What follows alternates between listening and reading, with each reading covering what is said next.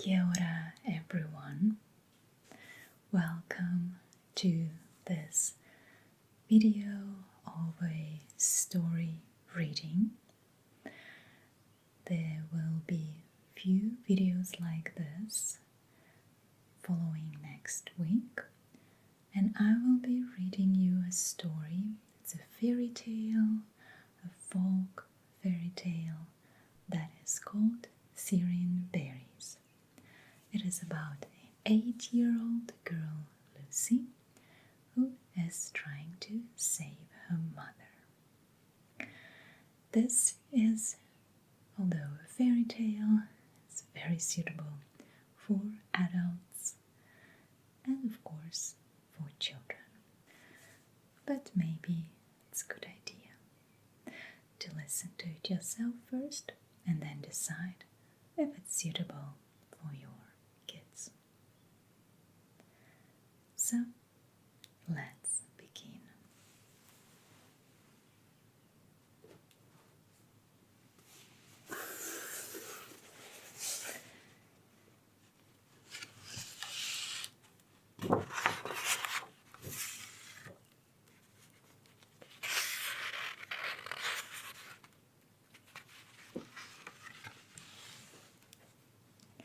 Sirin Berries.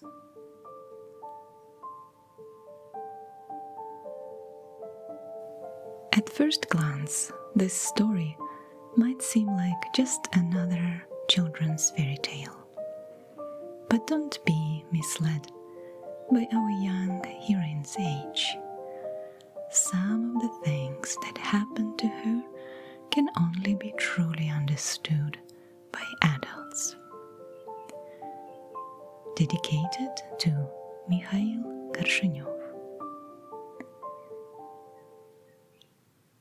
All the troubles in Golden Hills began 20 years ago, when a mystical nomadic tribe known as Cherney moved in. Strange things start happening.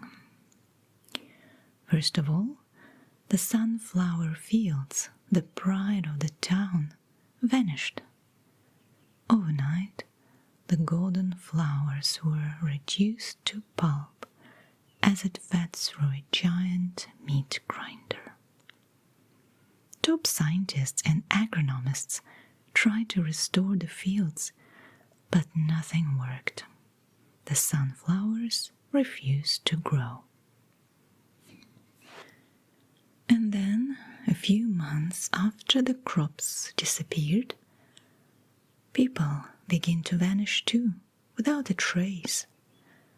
Men and women, young and old, single and married, jobless and working. No warning, no explanation. They left behind grieving communities and rotting houses. The locals quickly decided that Cherney were to blame for everything. No one else had the power that killed fertile soils. No one else had the reasons to kidnap decent people. In just a couple of years, Golden Hills, a thriving industrial town, turned into a forgotten pit. Outsiders called it the Cursed Hills and avoided it at all costs.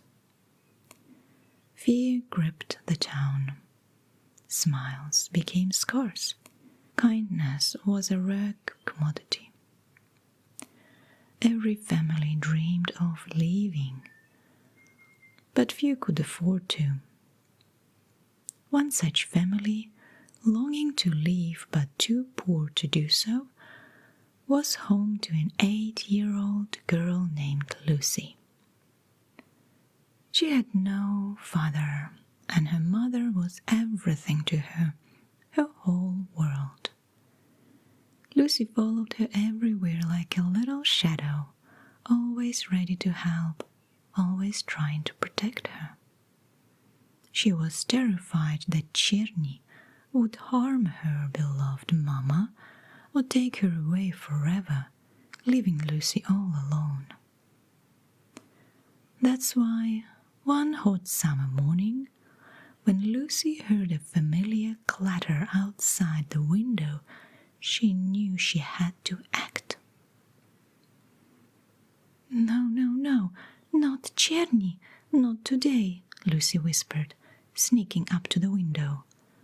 Her heart pounded as she peeked outside. A battered van turned the corner, growling like an angry dragon.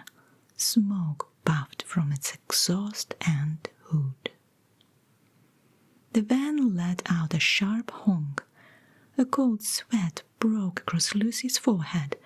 She let out a scream and leaped back into bed, hiding under the thick cotton blanket. Seconds later, her mother burst into the room. "Sweetheart, did you scream? Are you okay?" "I'm fine," Lucy replied, her voice muffled. Her mother gently pulled back the blanket, gazing into her sky-blue eyes. "What happened, my love?" "I saw Cherney," Lucy whispered. "The van's headed for the market." She wrapped her arms around her mother's neck. "Mama, can we please stay home today?" she whispered into her ear. "Please, can we skip the market?" "Oh, sweetheart, but how can we? We need eggs and bread. We need butter for your favorite oatmeal." Lucy cupped her mother's face in her hands. "If we stay home today, I'll do anything, whatever you want. I'll even go to the woods and gather willow branches for your baskets." "I still have plenty of willow branches, my dear." Her mother gently lifted Lucy and set her on the floor. "Please, get dressed."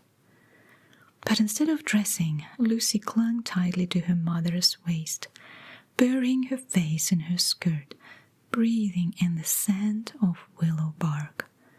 "Mama," she said, lifting her eyes, "I'm scared of Cherney. What if they take you away?" "No one's going to take me, sweetheart. It's just nonsense." "Then why people disappearing?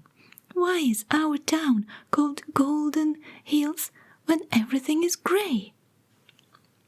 Her mother sighed.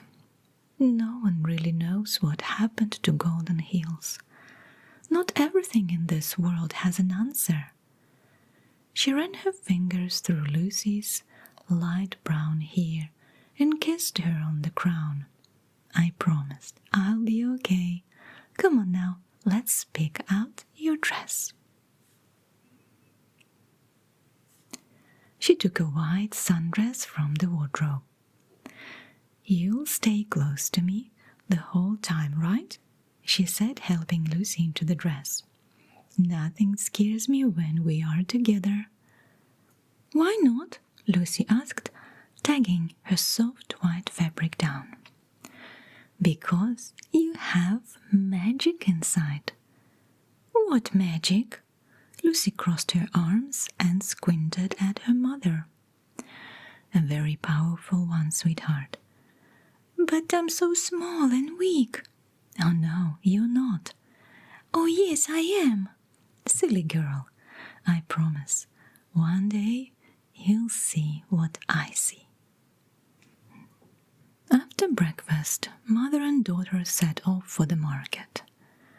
In one hand, Lucy held the willow basket her mother had woven for her, and in the other she gripped her mother's hand tightly, unwilling to let go for even a second. They walked along a dusty country road that led to the town market. Everything around them was colored in pale yellow tones. The once lush wildflowers had withered under the scorching August sun, looking like dry hay. The tree leaves had browned prematurely, copper and lifeless. The hill's barren soil had dried up, turning into fine grey dust that was taken by the impatient wind and scattered far and wide, coating their rickety houses in a layer of ash. The only splash of color in the entire village was a cracked and half-faded sunflower mural on the wall of the dairy shop. As they passed the mural, Lucy tried to imagine what her town might look like if sunflowers still grew. What would the market be like if golden sunflower oil was still sold there, bringing joy to locals and tourists alike? Surely it would be the opposite of what she saw that morning. That morning the market was a place of restless urgency. Grim-faced adults darted back and forth, clutching greasy bags. No one smiled. No one chatted. People pushed past each other between the stalls, offering no apologies, barely acknowledging one another. Everyone was in a rush to buy cheap and get out of that dreadful place as fast as possible. Lucy clung to her mother's skirt. If I had magic, she thought, I'd make these people smile. I'd make this place shine brighter than everywhere in the world. This market would be colorful as a necklace of gemstones. Look at those walnuts, her mother said, stopping at one of the stalls. Lucy glanced up at the stand, but couldn't see much behind a large sign that read, "No Cherney." "How much for a kilo?" her mother asked. "For lovely ladies like you," the vendor began, then stopped. His tired eyes scanned the mother and Lucy. "Just 5 coins. "I'm a single mother, sir.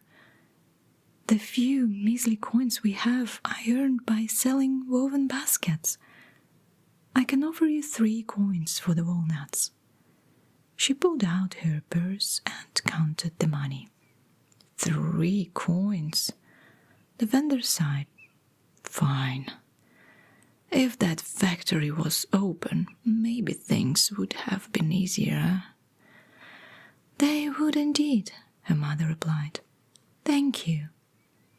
She handed the bag of walnuts to Lucy, who placed it in her basket and continued walking beside her.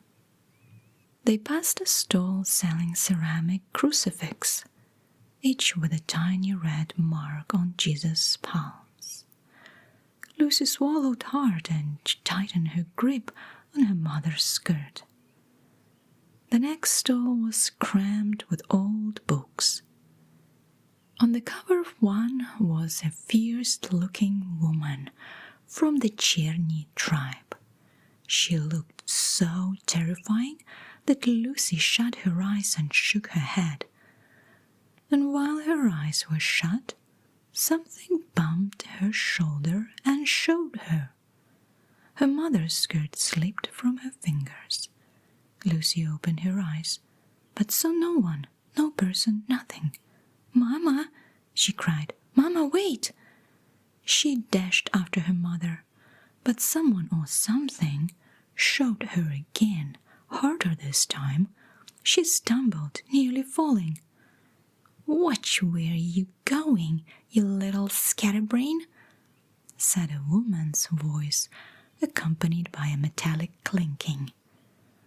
"I'm so sore," Lucy began, but her words froze in her throat as she noticed what she had tripped over. A wooden cane.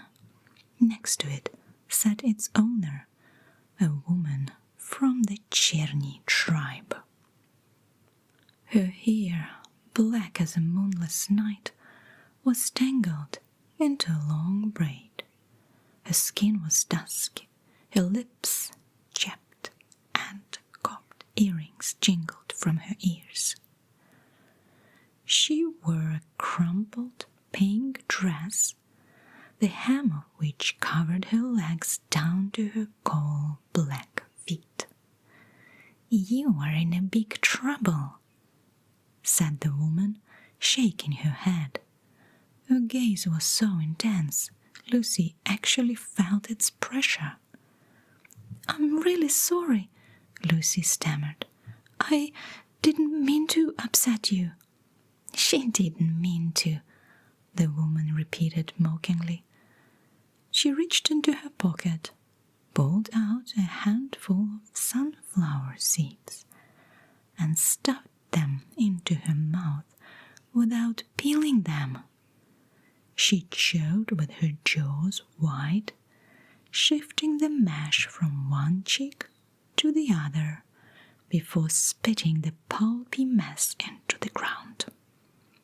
Lucy had never seen anyone waste so many sunflower seeds. She wanted to ask where the Cherney woman got them, but was too afraid. "Want some?" the woman asked, offering Lucy a single seed. The girl shook her head and stepped back. "You are a lucky little girl, aren't you?" said the woman. She bit the tip of a black seed shell, removed the white kernel, and crushed it between her fingers. "Day after day," she continued, "all I see are boots and bags, boots and bags. So boring. Don't you ever get bored in this little town?" Lucy shook her head. "I have to go. My mama will worry." "Wait," the woman said, grabbing Lucy's hand and pulling her close. The girl knelt across from her. "Let me read your palm." The Cherney woman traced Lucy's palm with a dirty nail. "I see a path ahead, woven from light and shadow, joy and sorrow, twisted like the willow branches of your basket." Lucy clutched the basket's handle. "Now, let's see how long you live, little scatterbrain." Lucy tried to pull her hand away, but the woman's grip was firm. Her finger followed Lucy's lifeline and stopped at the center of her palm. "Aha!" she shouted. Her earrings sparkled in the sun and she moved her head. Lucy felt queasy.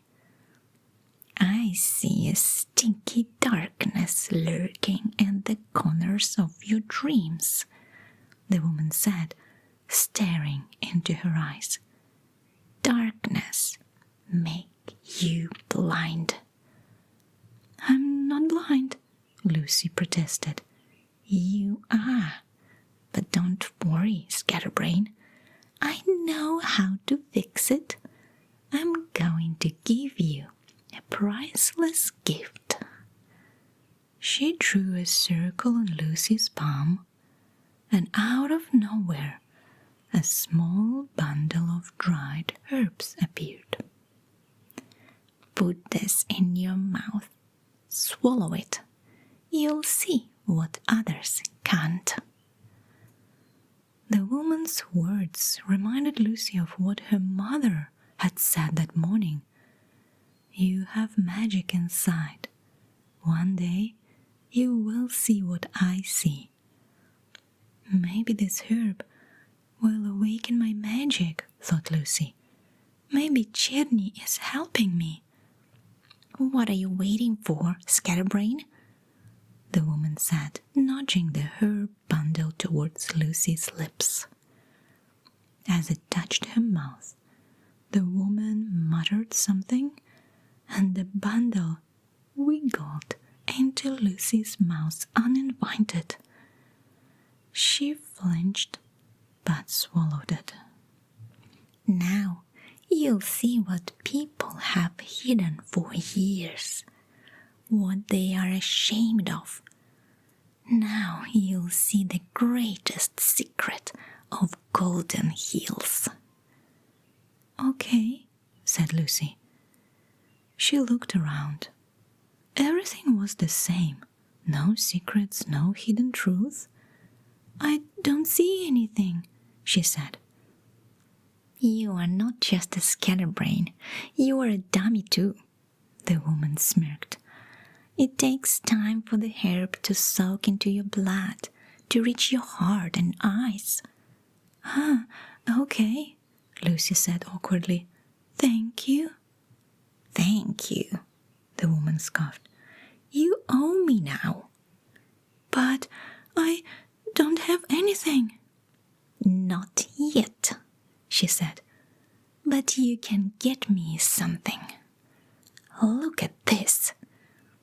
With a dramatic flourish, as if she was a circus performer, Cherney lifted her pink skirt, revealing her legs.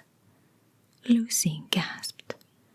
Her legs didn't look like legs at all. They looked like overboiled sausages with cracked skin oozing yellowish liquid, and her knees.